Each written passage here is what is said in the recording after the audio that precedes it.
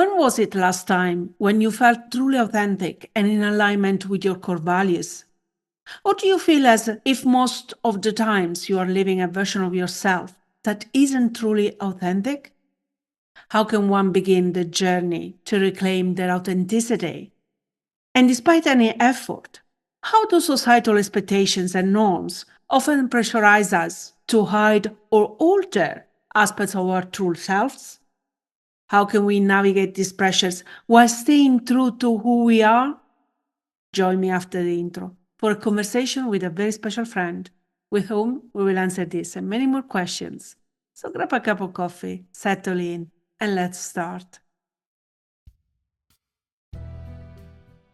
Hi, I'm Rosanna D, and this is Forgive and Thrive, a podcast where we explore what thriving in life means and how we can achieve it, irrespective of our past, current condition, and expectations that those around us or society in general may have.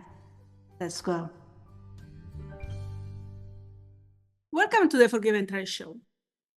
Have you ever felt as if you were wearing a mask? As you had it carefully constructed, this persona that you presented to the world, but then deep down, there was this other you, a truer, perhaps more vibrant version that you kept hidden? Well, me too. For a long time, I felt as if I had to behave or be in a certain way just to fit in and to be liked. I kept smiling when I wanted to scream. I kept saying yes when I really wanted to say no. And then, well, down the line, my body started to fail and I eventually burned out. Now, the story of my burnout is more complicated than that. But of one thing I'm sure, the constant performance was quite exhausting. There might be many reasons why many of us choose to go through life wearing a mask. And some of us might even not be completely aware of it. But the bottom line is, it doesn't do us any favor. So today, we go on a journey about shedding the facades, embracing our true self, and learning how to step into a life that feels genuine and fulfilling. Today, we talk about why authenticity matters, how to break free from the expectations of others, and the practical steps that we can take to start living a life that's truly our own. And we are supporting this journey by today's guest, Claire Uncapher. Claire is a dynamic and empowering speaker and coach who brings a unique blend of expertise with her background in clinical nursing, energy therapy, and life and transformational coaching. She is dedicated to helping individuals break free from past traumas, self-limiting beliefs, and long-lasting issues with her holistic approach to depression and anxiety. Hi, Claire. Welcome to the Forgive and Try show. Thank you so much for being with us today. Of course. Thank you for having me. I'm so excited to talk about one of my favorite subjects. Fantastic. Mine too, because quite frankly, as I just said, I really struggled with that for a very long time. And I'm still learning. And perhaps we learn all our life to be authentic, don't we? So, Yeah, I think we do have to remind ourselves, even I who consider myself kind of a rebel in order to be authentic. Sometimes like just yesterday, I had to remind myself, say yes when you mean yes, say no when you mean no. it's very difficult. It's very difficult. So I'm really excited to talk about authenticity and how we can be more authentic in our own life. But before we go into that, I would love to start with you. I just mentioned a couple of things about you and what you do, but I really would like to perhaps to start how you started talking about authenticity and authentic life and your journey into that. Sure. So I specifically help women with anxiety and depression. And more than that, people call me for all kinds of reasons, but that's really kind of my lane. And the reason is because for 28 years, I struggled with depression and anxiety, and I did all the things the doctors told me to do and then my therapist told me to do. And I never could conquer it. I could never really find the real and lasting change I was looking for. And I was really disheartened. And as a clinical nurse, I was really disheartened by the message I was given by the medical system. Basically, something's wrong with you. Something's wrong with your biochemistry. That's why this is happening. But you can go talk to this person to learn coping skills and to cope and manage. And it was very sad, really, not very empowering, hopeful, or inspirational. But I believed that and I bought into it. And I actually didn't know there was any other way to be. And I was still a coach at this time, helping people with energy work and healing. But there hit a point where I just kind of was over it. And like we talked about before you hit record, once you put something out there, look what comes back to you. Rosanna was telling me that she kind of intended to have a guest talk about authenticity, and then I landed in her inbox. And so just that's how things work. So I found these methods and started helping people and started working with women, but I was not expecting to find this common theme with women. Woman after woman would have this common theme of people pleasing and self rejection that was so hidden, they didn't even know it existed within them. And I actually believe it's one of the biggest causes of our unhappiness, and we don't even know it. And it's because we're conditioned from the time we're very little to think, feel, act, and behave in ways that please others. We are taught, some of us are even punished for being ourselves, right?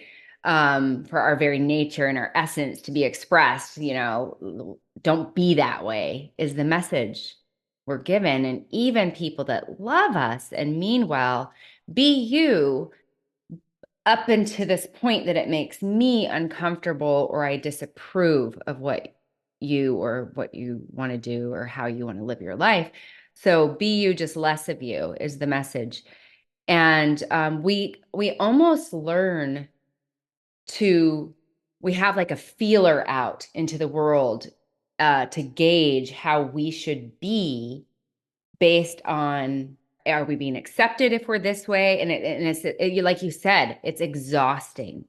And many women come to that point once they reach, it's just tiring, right? You called it a social mask. I've called it putting cover photo on your life or on yourself. There's you, but then there's this cover photo, this acceptable version of you that has to show up and act and perform and be a certain way in order to be loved, basically. At the core, that's what it is. And once you realize that the only way for you to truly be happy is to live a life in alignment with your true self, what aligns with you, what feels good. You always can feel a full body yes and a full body no.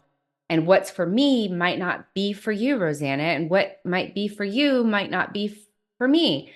But you just create a life that is exactly in alignment with what's right for you. And you become unapologetic about it. And the reason we don't do this is because that often is not going to be supported. That's not going to be supported even by people that really, really love you because they mean well, but they want you to do what they think you should do. Or I need to let you know that I don't approve of that. And the way I'm going to show you is by expressing my displeasure or disappointment, instead of just allowing, like, for even, and this is a hard pill to swallow. I have 4 children, and I kind of got to this point that I was like, if I want people to accept me and let me live my life the way that's right for me, then I also have to do that for them. I may not agree with my son's decisions. He's 18, but I have to respect them. Now I can offer feedback, but I can't, I gotta be like, you gotta do what feels right for you, baby. And support that even if I don't get it. Because then he's just living a life based on input from others, and many people find themselves in these lives where they've made big and little decisions that they've ended up in marriages they don't really want, in jobs they don't really, that are soul deadening, and and they do things out of obligation. and we feel that when we do things out of obligation or because other people want us to do it or expect us to do it, but we don't really want to do it, it's draining. And once you start tuning in, it's amazing to me how many people don't even know what they want, what they think, what they feel, what they desire. Once we start tuning into that and then honoring that, then we start getting a lot happier. And the sad thing is, and then I'll kind of pitch it back over to you, is not all relationships will survive that. Mm. So yeah, some relationships just they need you to be the you that they know, and you're different. That's the first thing. You're different, and what they're implying is you're different and not in a good way. And and it's really funny because I even said, really, because I'm the happiest I've ever been. So, but yeah, people often aren't happy for our happiness if it goes against cultural norms, if that makes sense. Yes, absolutely. It does. I mean, there is already so much to unpack there. Yeah. And I love that you started talking about women that came to you with depression and anxiety. These are serious problems. Hmm. For someone who has suffered and still deals with depression and anxiety and everything around it, it is really, really unsettling, and it completely changes your life. Hmm. And to go from there and to realize that then you are living a life that someone else has decided that you should live, or following norms that society perhaps are putting on you, but perhaps don't feel really true to you, is really unsettling, at the very least. So with that in mind, and I love also what you said about people and relationships that might not survive to that. So I would like to go a little bit deeper, if you don't mind. Starting, for example, with the consequences. I mean, we mentioned depression. I mentioned burnout in my case. What other symptoms have you recognized that were linked to people perhaps not living authentically and unapologetically that can point others to? Yes. So I want to go tell you about those symptoms, but I also just want to address something you just said. When I help people with anxiety and depression, I ask them to see it from at depression and anxiety as symptoms of another bigger problem in their lives. And we put so much, the traditional model is to put so much emphasis on depression and anxiety as the core issue. And let's throw all our energy into that and helping those symptoms go away. But actually, depression and anxiety are the symptoms of a bigger problem. And and so I started noticing themes. Authenticity was one. I just want to share with you the 5 themes I noticed. So the first one was unresolved or unprocessed past hurts or situations that left a mark on us. Okay. The second was the people pleasing tendencies and self rejection. The third was communication patterns that were disempowering or reactive. The fourth was the inability to escape versions of themselves that they created in order to survive, causing them to feel stuck. And the fifth is a lack of necessary skills to process emotions or find answers within themselves that led them to feeling weak or crazy. And so those 5 things are kind of like the pillars that I work off of. So authenticity is one of them, but then as I was listening to you talk, I was like, they really are kind of all connected, aren't they? Because even in communication, we have to be true to ourselves and our feelings. And often people will try to talk us out of our feelings. And I think that would be one of the symptoms is you start doubting that your feelings are real or right or true for you, because the message is, well, don't feel that way, feel this way. Or it can be as simple as, my husband wanted to go on a trip, big trip, 6 weeks after I delivered our last baby. He wanted to go to Disney World. Now, I wanted to go to Disney World too. I like Disney World, But I knew myself, and I knew 6 weeks postpartum was not going to be probably good for me. But I allowed him, love the man, to talk me into it. Because it was our kids' spring break, and I didn't want to like make them stay home, and I didn't want them to go without me, and I didn't want me and the baby to stay behind. So I allowed, but something in me, right, was saying, this isn't right for you.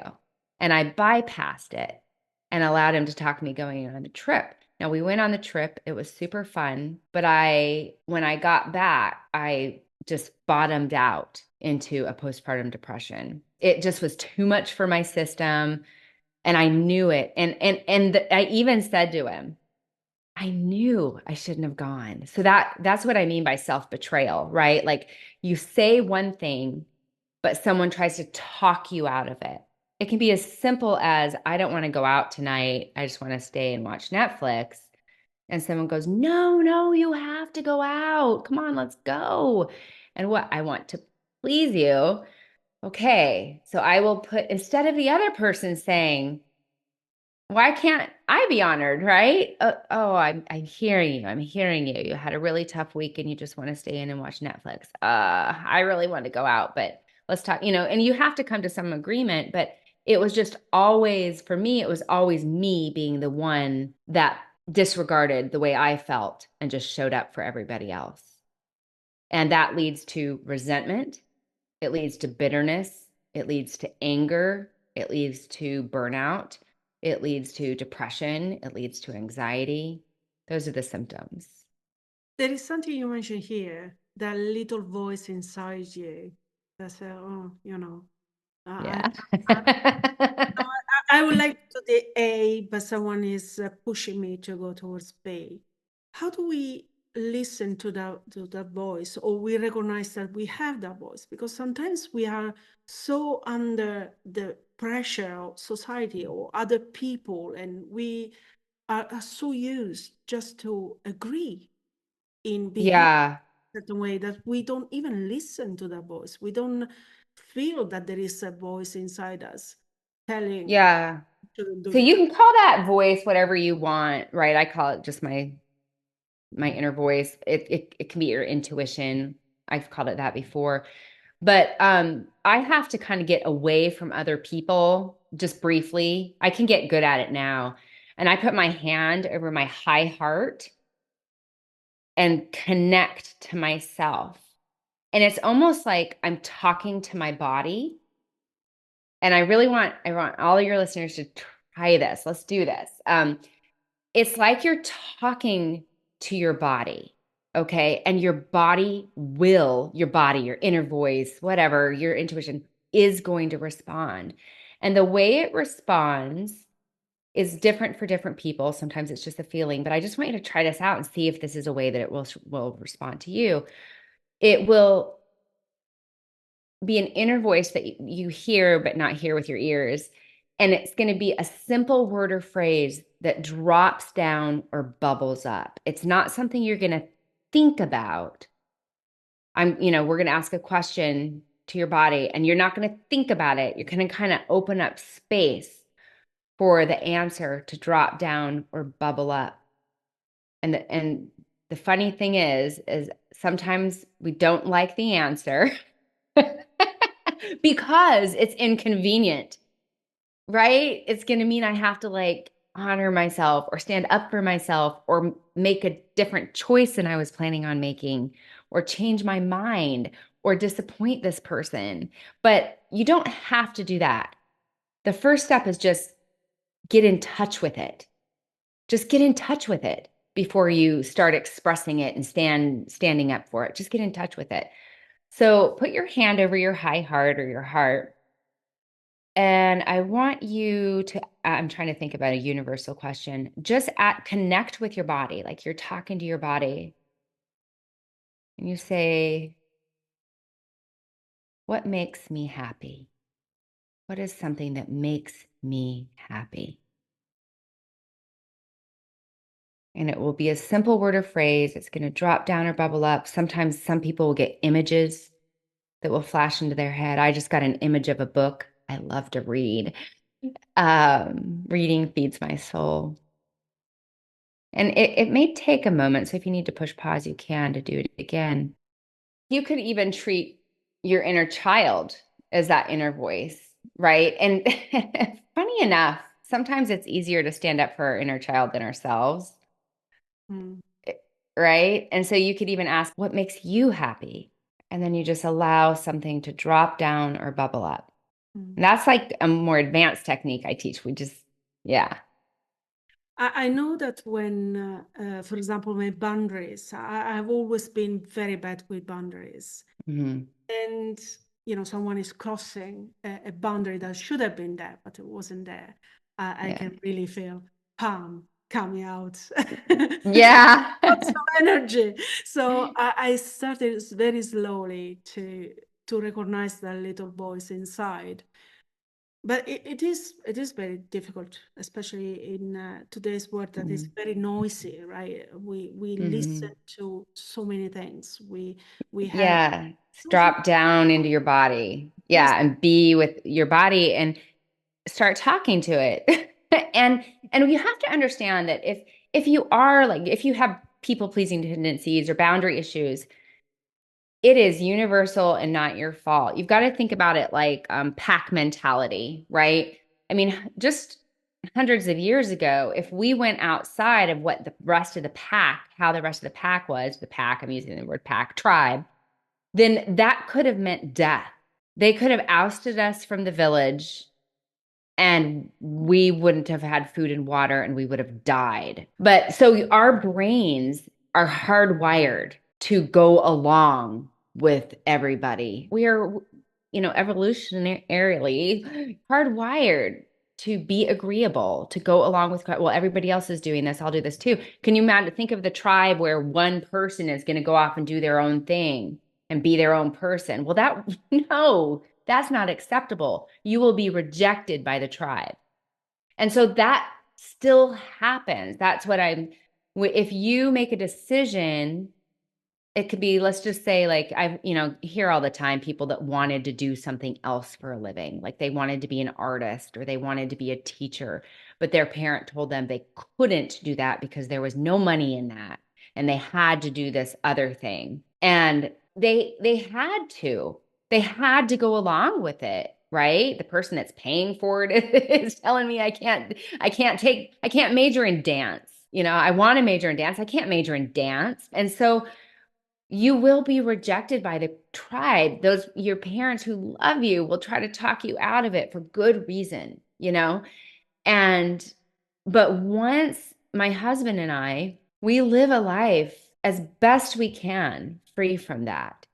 We say no to social invites if we're not feeling it, or if we don't want to if we don't want to be around that crowd, we politely decline, but we're happy. And we might be ridiculed or judged or disapproved of for some of the decisions we make, but we don't care because we're so happy.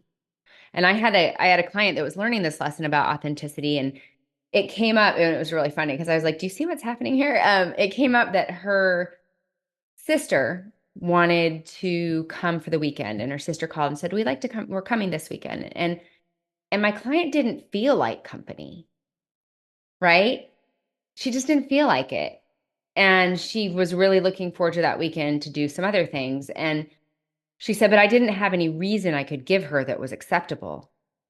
And I was like, you don't need a reason other than that doesn't work. I'm sorry, that doesn't work for me. Can we look at the calendar and pick another date? But that's how bad it is. So we allow someone to come into our home for the weekend when we don't even want them there, to keep a smile on our face and not disappoint them, but we'll disappoint ourselves just fine. And so you have to make it, and you're kind, you're honest about speaking your needs, or, you don't have to explain to anybody and nobody really has to understand either. But that is not nice, we've told ourselves. But I'm nice. I'm really nice. I just know that the cost of letting someone come into my home for a weekend when I really, really just need the weekend, it is not a cost I'm willing to pay. It disrupts my peace. It disrupts my mental health. it disrupts my happiness. And that's not going to be something that I'm going to disrupt for your comfort. Mm. I don't say it like that. Yeah. No, that is something, yeah, makes me think. In fact, I would like to take it, if you like, one step further. Do you think that a lot of people struggle due to, if you like, external reasons? Lack perhaps of understanding of what they want, or who they are, or what they are, and how much is due to the fact that we get attached to that persona that we have created. As you said, we are nice, right? We cannot not be nice. So we have to fulfill a certain role in our society, and we cannot let go of that person Yeah. we have created. So Yeah, I think so. I think, and let's just call that persona agreeable Rosanna, right? Or whatever your name is if you're listening, agreeable Betty, right? Be agreeable. Don't rock the boat. But it's totally okay with people if we're doing something that's bad for us or not right for us, as long as we're not rocking their boat. And if you think about it, it's like, what are we doing? And just not taking things personally. If a friend like cancels a coffee date with me, I don't take it personally. Maybe it means she didn't want to see me, but really, it could mean 100 other things. She's just not. Maybe she's got stressed out and she doesn't feel like taking a break to go to get coffee. It doesn't matter, but honoring other people and letting other people do what they need to do and understanding we're all just doing the best we can. We really are. We're all just doing the best we can and trying to take care of ourselves. And the better you take care of yourself, the more you'll feel like you won't be so depleted and drained that weekend guest or that coffee date or whatever is just too much. And you listen to your inner, our capacity, especially as women, our capacity is different on any given day. And I might have capacity to host a dinner party this Friday night. But the following Friday night, that might seem like such a daunting task to me. There's just no way I can do it. And instead of beating up on myself, I just say, my kids know the phrase. I say, I don't have bandwidth for that right now. I don't have capacity for that. I don't have bandwidth. I don't have capacity. And that's okay. I always tell women like just that are hard on themselves, why don't you just take a break and think about what you got going on in your life right now? Look at what you're juggling. Look at what you're dealing with. Look at what you've got on your plate. You're a rock star actually, but you've got to fill your own tank. When we're tired, and I think that's a big thing about the burnout part. When we're tired and depleted, and we push through because we just got to do this, that's when you're headed somewhere bad. And why don't we drop it? Because we think it makes us mean, right? We're not nice. And I think I posted something once that said, maybe you're not selfish, maybe you're just taking care of yourself, right? As long as you're doing it nicely. And if someone really loves me, if I tell them I'm really depleted and I need this, if they invalidate that or don't honor that or listen to me or understand, then I don't really want you to be in my life. that is something else that is very difficult to let go, right? Because we get so attached to situations, but also to people. Mhm. And understanding that sometimes people are in our life for a season and not, Uh-huh. it's Yeah. really hard. It's really, really hard, isn't it? So when you mentioned about people pleasing, and you also mentioned, look at your plate, everything that you have going on in your life right now. Hmm. And sometimes we have still the ability to look at our plate and to sort of say, oh yeah, okay, but it's fine, and there is still a little bit of space. We sort of underplay how much we are doing, and we are not really honest, isn't it? Yeah, I would say, why do you think you need a full plate? What does it mean about you if your plate isn't full? What would you make that mean? What would that mean about you if your plate's not full? And most of the time I would think that someone would say, well, it means I'm lazy, or it means I'm not productive, or it just makes me feel bad at myself to look at that mom over there rocking it and look at me. I can't even make cupcakes to send with my kid. I got to go buy them because it's just too, why do we do that? Right? Why do we do that? It doesn't matter. It doesn't matter. We all have different capacity. Our best is different on different days, right? And I interviewed a functional medicine coach once, and she said that men have a 24-hour energy cycle, and women have a month-long energy cycle. So because she was talking about how we really should work out differently and eat differently and practice self-care differently at different times in our cycle. And so it's about tuning in and giving yourself permission to need what you need, want what you want, and feel what you feel. That's it. Well, it's okay for me to want what I want, need what I need, and feel what I feel. And if someone in my life continually makes me feel wrong for that, they just kind of don't get a front seat row. Yeah, I have friends and family members that just don't have as much access to me as they used to. I haven't ousted them from my life. I haven't cut them out of my life. There are two family members that we just don't, because they didn't agree with an authentic decision I made. I left a 14-year marriage because I was deeply unhappy and unsatisfied. And they just thought it was a dumb decision. And even though told them how unhappy I was and that I just couldn't stay, it didn't look good. It didn't look good. And so, love you. I'm going to go be happy. And so they just don't, but you don't have to cut people out. You just kind of are so busy doing your thing and touching base and being nice, but setting boundaries. Yeah. Mm. I think that people, if they are not meant to be in your life anymore, they will eventually leave, and things will eventually happen anyway. But choosing ourselves is very difficult, but it must be a priority all the time. And you mentioned living a marriage. We go through life, and as we get older, we go through a number of life transitions. Living a marriage, or entering in a marriage, or living in one can be life transitions. Having children leave the nest can be another one. Mm-hmm. How these transitions in life prompt perhaps us to reassess or reclaim our authenticity.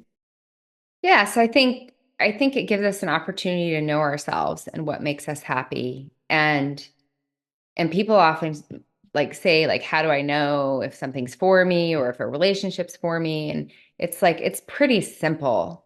It makes you feel good or it doesn't. If a friendship lifts you up and makes you feel good and you can't wait to talk to and see that friend, then it's for you, right? But it's a frenemy type situation where there's like a lot of female competition and it doesn't feel good, and then what are we doing, right? What are we doing? Because I want to be happy. I want to choose peace. And if it disrupts my peace, it's just too much. But I think those transitions, I have a son getting ready to go off to college, but I have three more at home. So it's not like I'm going to experience the empty nest syndrome yet. But I think in those transitions, yeah, it's like you're creating space in your life. Like on your plate, right? I no longer have this marriage. I no longer have this child at home. I no longer have, you've created space and you have the opportunity to be very intentional about what you fill that space with. You can not be intentional and just like let it fill up again, but you can say, what do I want? What do I want to do? What do I want to spend? How do I spend my time? What do I want to, what feels right for me? Talk to your body. What do you want to do right now? The answer might be do nothing. Why don't you just have space for a hot minute? And so that answer, I think, is going to be different for everyone.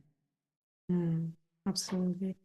And talking about what you want to do and what feels right and what makes you happy, there is one particular aspect where sometimes we don't, we embrace without authenticity, or it's very easy to embrace without authenticity. And that's the choice of the job. We do it perhaps when we are far too young to understand who we are and what Mm-hmm. we want. And I was listening to someone the other day, and they say, "Oh, follow your passions, and you won't work a day in your life."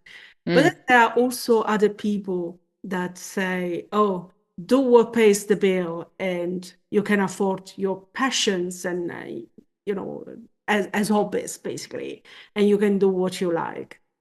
Where do you stand here?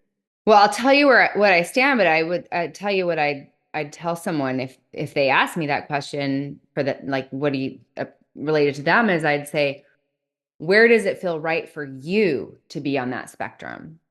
Where does it feel right for you with your history, your life, your perspective, the way you are, and what we're dealing? Where does that feel right for you? A big piece of what I do is helping people tune into that, what's right for me, right? And because that's just been shut off. So where am I on that spectrum? I worked very hard at my job, but I love my job. I left a different job that was soul sucking, just draining the life out of me. But this work that I'm doing energizes me. And so I would say follow your passion. It's not that you don't work a day in your life, because I could be in yoga right now, but but I want to be here. I want to be talking about this. I want to be spreading the message. And so it really is crazy. It doesn't feel like work. And when I'm working with a client and they're making shifts in their life, discovering things that are life changing, that gives me so much satisfaction. I just could do it all day.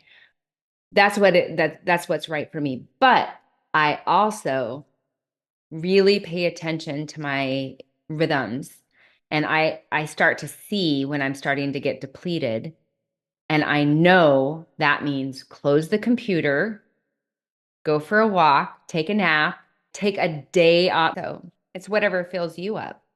And talking about hobbies, passions, work, these are very much intertwined with responsibilities. For example, family and Mm. other things. And sometimes there is this idea that, responsibility always comes first, and that perhaps if you take care of your responsibilities, then you cannot really live authentically. Or if you live authentically, you cannot really fulfill all your responsibilities. That makes me think of some misconceptions that perhaps people have around living authentically. What are the others that you perhaps have encountered with your clients?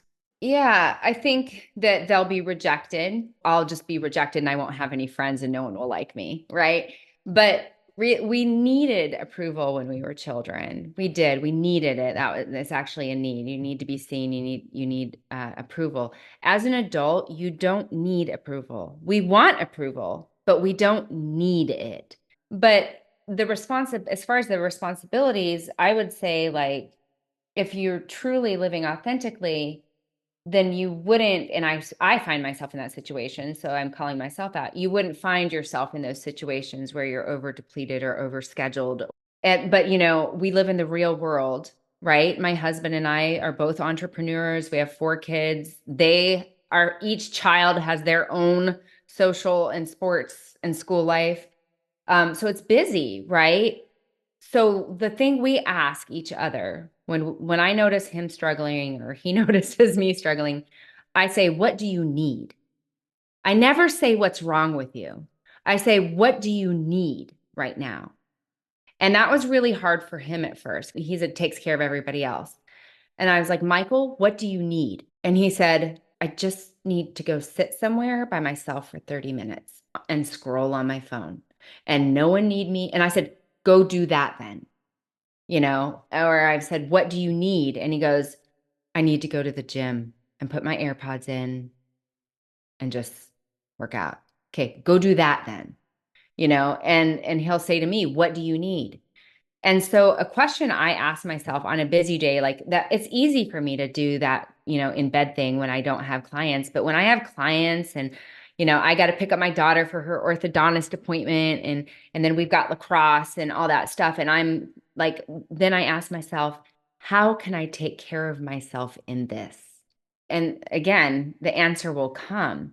It's like, well, you can listen to your audiobook that you are really enjoying right now while she's in her appointment and while she's practicing. You can just enjoy the time in the car with her because she's trapped and can't go anywhere, you know? And so I start doing that, like, how can I take care of myself in this? And that's a really important question, I think, simple but important question to ask. You can ask your spouse that, try that. They'll kind of look at you and they'll say, "I don't know." But I press my husband because you do know what you need. You just don't feel like you can ask for it. So what do you need? And he'll ask me that sometimes. And I'm like, "You're not going to like the answer." I did this a few months ago. He's like, "What do you need?" I was like, "You're not going to like the answer." He's like, "What?" I was like, "I want to go to a hotel for a day." I was writing and had a project and a deadline. I want to go to a hotel for a day and just get my work done and have my coffee and just have peace. And he booked a hotel for me. So it's really just about what do I need? And as that, like, maybe if it had been even more outlandish, I mean, we're practical. He'd be like, "Okay, well, that's not happening. What else could we do?" Like, "I need a new Audi sports car, honey." Okay, well, what else would work? You know? I find this question very important, very hard sometimes to find the answer. Would that be the first step that you would advise to anybody who wants to start living more authentically? Or perhaps the first could be analyzing if there are limiting beliefs, because as you said before, I mean, these limiting beliefs can really be a showstopper. Yeah. What advice would you give to someone that has listened to you right now and Hmm. wants to start living more authentically? And just wants to start doing it. I would say get a journal. Get a journal and spend a little bit of time getting to know yourself, what you want in your life right now, what is in my life that's not working, what in my life is working, what do I want more of, what do I want less of, is there something new I want, like what do I want, and just kind of get to know yourself. And you can ask yourself to uncover a limiting belief. There's lots of ways to do it, but a simple way to do it with a journal is whatever you're resisting, ask yourself, if I did that, what am I afraid might happen? Or what would that mean about me? And that is going to lead to probably something like, it would mean that I'm lazy, and good moms aren't lazy. That's a belief, right? Or good moms are on the go 24/7. Whatever it is, you have that belief based on an experience in your past where you came to that conclusion. And so when we can identify the belief, when we can find the belief, and sometimes it's right there in our language, right? You can find it. Then through your adult eyes, you can say, is that true? Maybe it's true. Then, because, people talk a lot about false beliefs and limiting beliefs, but oftentimes I work with people that have beliefs that are true for them. Don't sit across from me and tell me that's a false belief, because that happened in 1984, 1990, 1995, 2012, and 2017. That is true for me. So then there's a little bit more work to do, but the question you can say is that true? And if it has been true for you a lot, you can say, in the past, that has been true for me. However, I want to believe differently, and I'm learning new and different ways to be, to interact, to live, that are going to make me happier. And so I would just get a journal. And that's so funny that I'm saying that. It just came to me. Get a journal, get to know yourself right now, get to know what you want, and you don't have to share it. So that's actually step one, is just getting to know yourself. Then the step two is starting to express it. Now I know pretty certain how I feel about things. Now I'm going to let other people know about that, right? And the third step is tolerating disapproval. So learning how to tolerate. And then the fourth step is to do what you want to do. It's all of them together. It's like, I've decided, I've expressed, I've not gotten, everyone's not in agreement, but I'm still going to do it. It's walking the walk, talking the talk. And it's a lot of self-permission. It's really hard when people outside, it makes you question whether or not you're right, or, maybe I'm wrong about this. And I have a few trusted advisors that I'll bounce stuff off of, but really, I just know myself. I fiercely know myself. I converse with myself, my body. I've made an agreement to take care of myself and my body and my mind, and to fiercely defend that, because I've lived the other way and I'm not doing that anymore.